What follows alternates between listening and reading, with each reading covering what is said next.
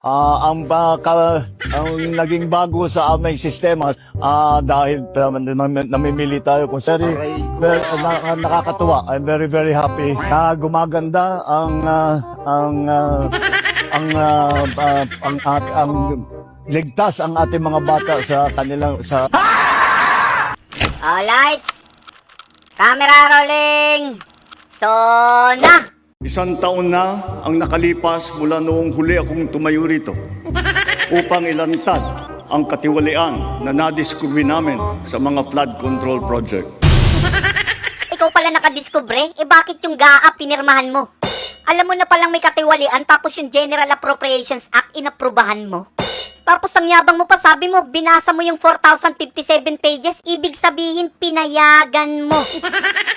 Ni-review mo, inanalyze mo, tapos pinirmahan mo.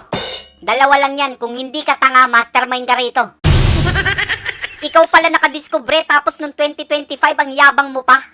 Ang sabi mo pa, just last month, I had to read 4,057 pages of the General Appropriations Act. Pinagmalaki mo pa.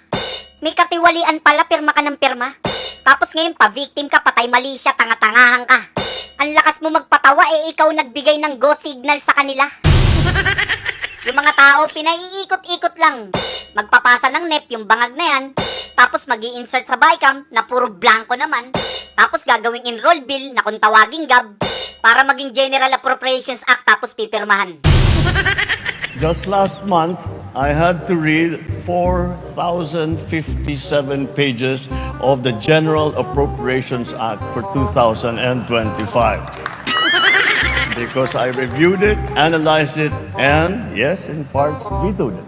Meanwhile, Wala kaming makita na kahit isang hollow block, isang ng simento, walang equipment dito. Lahat itong project na ito, ghost project. Sinungaling. Ang totoo, hindi mo na-discover kasi talagang alam mo na. Pwera na lang kung pinirmahan mo yung GAA na hindi mo binabasa. Ang alam naming nagsiwalat, yung Bagyo sa si Joel Villanueva. Puro speech daw siya, 2023 pa. 2023! Panay speech na ni Joel Villanueva sa flood control! Hindi po tayo masisisinda. Hindi po tayo matatakot. meanwhile, Matatapang! Matatalino! Walang takot!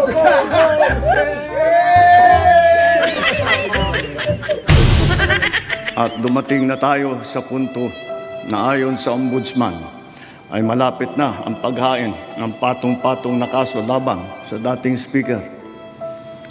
Masakit man sa akin ito, ngunit kailangan nating gawin ang tama.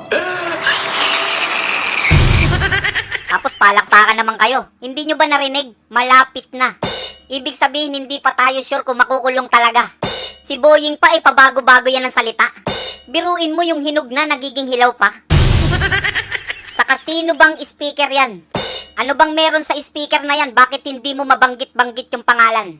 Yan ba yung speaker na tinutukoy ni Luistro dyan? Kakasuhan nyo, the best ever speaker yan? The best ever Speaker of the Congress of the Philippines.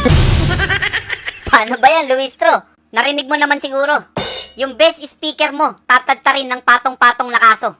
Abay, pagtanggol mo, di ba pinaulanan ka ng biyaya neto? Ang gawin mo, pakiusapan mo si Boying tapos sayawan mo ng ganto. Dalawa lang yan, pagtatanggol mo o ilalaglag mo. Sa tutuusin, mapuputukan ka rito. Bumaha ng maleta ka mo, biyaya ka mo.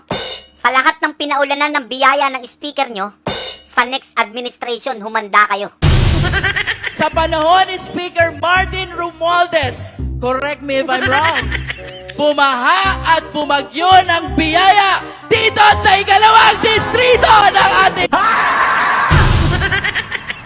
The national budget is not conceived, executed, implemented, bidded out, supervised, and completed by one congressman or even by Congress alone, and certainly not by the Speaker of the House. How can I be the mastermind? Kung hindi ikaw, sino? Sabi ng pinsan mo malapit nang ihain yung patong-patong na kaso mo. Mga magnanakaw kayo, nagtuturoan pa kayo. Sino ba talaga huling nag-execute at pumirma sa inyo? The national budget does not depend on just one person. The budget does not begin in the House. It begins in the executive. Executive? Ibig sabihin siya. Eh bakit tinuturo ka niya? Tapos ituturo mo siya. Ang dami niyo pang paligoy-ligoy, ayaw niyo pa sabihin kayong dalawa. And I'm telling everyone now, I will not go quietly and I will not go alone. I will not be the fall guy for other people's corruption. Tinatakot mo yata yung pinsan mo eh. Ang dami mo pang sinasabi, kumanta ka na kasi. Sa tono ng pananalita mo, yung pinsan mo parang babanggain mo na eh. Baka nakakalimutan mo, siya yung presidente.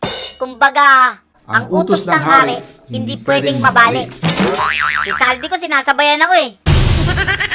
Hindi ako pangulo ng aking pamilya. Sinungaling, Hindi ako pangulo ng aking kaibigan. sinungaling. Hindi ako pangulo ng aking pamilya. Napakasinungaling mo. Mapunta tayo sa PCIJ. O ito, tingnan mo. Dito pa lang sa inilabas ng PCIJ, makikita mo na kung sino ang dalawang pinakamalaking buhaya sa Kongreso. Yung dalawang distritong nakatanggap ng lion's share. O kung tawagin nila, espesyal na pondo. Ang pangalawa sa listahan, sa Leyte, unang distrito. Nasasakupan ni Martin Romualdez alias Tambaluslos, yung pinsan ng Pangulo. 14.4 billion yung allocable ng demonyo. Saka kanino mo isusumbong yan, eh laging kasama ni Tulfo. At yung nangunguna sa listahan, Ilocos Norte, unang distrito. Miyembro ng First Family, Sandro Marcos, anak ng Pangulo. 15.8 billion yung allocable ng Batang Demonyo. Batang-bata, bagong hasa, pinakabatang miyembro ng sindikato. Eto nakakapagtaka. Mas malaki ang pondo ng distrito ni Sandro kaysa sa ibang distrito na may milyong-milyong residente. Alam nyo ba kung ilan ang populasyon ng distrito ng Ilocos Norte? 300,000 lang pare. Pero si Sandro yung pinakamalaking pondo, ibang klase. Huwag ka na magtaka, siyempre anak ng presidente. Kaya kailangan mas malaki. Hindi daw siya pangulo ng pamilya niya, iba na lang, wag kami. Pansin nyo yung mga ninakaw? Palaki ng palaki. Kaya nga ito, bata pa lang tinuturuan ng maging tirador ng Ilocos Norte. Yung political career nyo matatapos na kay Sandro. Itaga nyo sa bato kahit kailan hindi na kayo mananalo. Parang Trillanes lang yan, kahit tumakbo ng barangay tanod talo. Alam nyo ba yung allocables ngayon? Tinuturing na DPWH pork barrel. Kasi nga nakapaloob yan sa president budget. Kaya tingnan mo yung kongreso, tahimik, hindi nila matakil. Kasi nga yung unang-unang tatamaan yung Pangulo, habang yung mga tao nag-i-struggle. Kaya nga yung PCIJ binansagan tong dalawa na to, mga hari ng pork barrel. Di ba ginawa ng unconstitutional yan?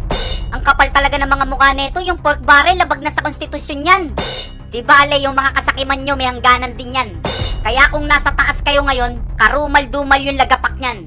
Tandaan nyo yung tadhana parang Bombay pag naningil ng kasalanan. Malaki interes nyan.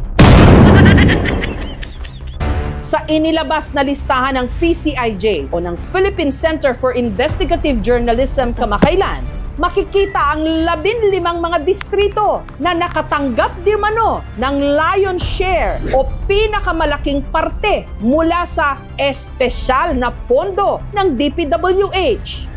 At ang nanguna sa listahan, ang unang distrito ng Ilocos Norte, kung saan ang tumatayong congressman, ang presidential son, Sandro Marcos. Sumunod naman sa kanya, ang Leyte 1st District, na distrito naman ng pinsan ng Pangulo, ang dating House Speaker Martin Romualdez. Sa PCIJ report, binansagan sina Congressman Marcos at dating Speaker Romualdez bilang pork barrel kings. Tapos sasabihin mo na hindi ka pangulo ng pamilya mo?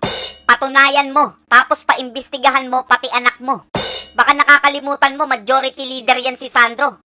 At kanang kamay ng pinsan mo. Patuloy pa rin ang programang Benteng Bigas Meron Na. 20 pesos. Hindi mo kami makukuha sa ganyang paandar. Wala kang ginawa dyan kundi magpastar. Sa 20 pesos na bigas mo, ang daming naasar. 20 pesos ka ng 20 pesos, hindi mo sinasabi yung lugar. Gagawin mo pa kaming manghuhula, hindi namin alam kung saan hahanapin. Kung mamamasahe ba kami o lalakarin. Saka siguraduhin mo yung 20 pesos na bigas mo kayang kainin. Bago mo ibigay sa amin, ikaw muna kumain.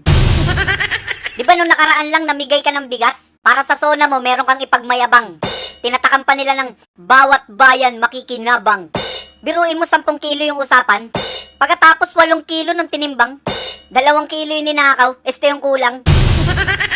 Tinimbang ngunit kulang ang ilan sa mga bigas na ipinamahagi sa ilalim ng programang Bawat Bayan Makikinabang o BBM ng Administrasyong Marcos. 10 kilo ang nakatatak sa balot ng mga bigas pero nang magtimbang ang ilan na bigyan sa Mandaluyong City, lumabas na 8 kilo lamang ang ilan. 10 kilo daw. Pati mga tao lolokohin nyo pa. Biruin mo ayuda na lang nanakawin pa.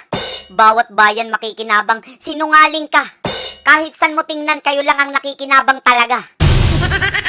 Directed against our dignity and self-respect, Filipinos are a noble, kind, gracious, and great race. We are not greedy. We are not racists. We are not liars. We are not liars. Buti hindi ka tinamaan ng kidlat. Sa sobrang sinungaling mo, pati si Taning napakindat. Sa'yo na lang daw yung impyerno niya, siya na lang daw yung lalayas. Sa sobrang sinungaling mo daw, baka siya pa yung mag-adjust. Kunwari pang galit ka sa China, parehas lang naman kayo. Kung yung China magnanakaw ng teritoryo, kayo magnanakaw kayo ng kinabukasan ng Pilipino. Biruin nyo, kapwa nyo Pilipino, ninanakawan nyo. Tapos galit sa China, sino niloko mo? Mas malala ka pa sa China, loko. Kung sa tutuusin nga, yung bata mong si Tariela yung unang nag-provoke sa China. Pinapangit niya yung mukha ni Xi Jinping tapos inasar niya. Nilagyan niya ng muscle, ginawan niya ng AI, ininsulto niya. Tapos nung ginantihan siya, tinawag siyang unggoy, magagalit siya. I would not allow the Chinese government to call me monkey. Grabe naman kasi yung China. Tawagin ba namang unggoy si Tariela? Pwede namang aso, buhaya. Bakit naman kasi unggoy pa talaga? Close up mo nga. Side view. Front view. Back view. Ano Ben? Back view. Tingnan nyo nga. Kamukha nga ni Aga Gomez. Pangitiin mo. O, kamukha ni Richard Dantes. Pag close up, kamukha ni John Lloyd. John Lloyd. Yung kalaban ni Goku. Android yun, Ben eh. Ayan o. Hindi ako unggoy. We. Eh di patunayan mo sa kanila. Ano ka, di magpasa ka ng birth certificate sa China o kaya magpa-DNA ka. Hindi yung problema mo, gusto mo problemahin pa ng bansa. Ang gulo-gulo na nga ng Pilipinas, nakikisali ka pa. Hindi yung pati kami, dadamay mo pa. Ikaw lang pala sinabihan, di magalit ka sa kanila. Hindi yung umiiyak ka sa media. Gawin mo, sugurin mo yung China, sabihin mo wag na unggoy, buhaya na lang. Si Kiko nga hindi nagalit tapos ikaw manggagalaiti ka. Kung hindi naman kasi totoo, bakit magagalit ka? Ayaw mong gayahin si Kiko, relax na relax ka, kantahan ka pa. Kung kaya kong iwanay ka, di na sana asa pa. Kung kaya kong